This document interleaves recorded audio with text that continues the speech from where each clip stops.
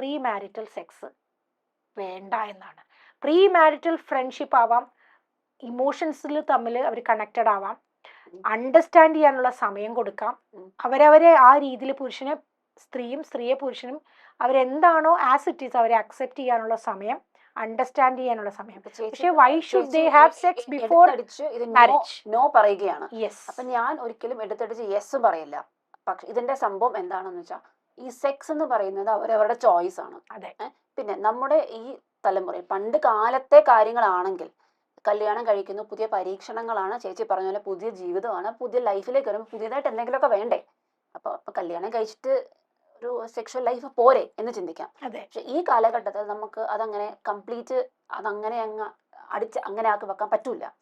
Because ഈ കാലത്ത് ഇപ്പം കല്യാണം കഴിച്ച് ഒരുമിച്ച് ജീവിച്ച് മുന്നോട്ട് പോകുമ്പം ഒരു 2-3 വർഷം കഴിയുമ്പോൾ അവർക്ക് പിരിയാൻ തോന്നും.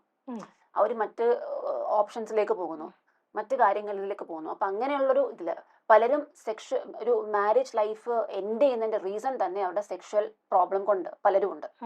പലർക്കും സെക്ഷൽ ലൈഫിൽ ഒത്തിരി പ്രശ്നങ്ങൾ വരാറുണ്ട്. അതുകൊണ്ട് തന്നെ ഇത് വേണ്ടെന്ന് വെച്ചിട്ട് പോകുന്നവരുണ്ട്. ഇന്നത് കൂടുതലാണ്.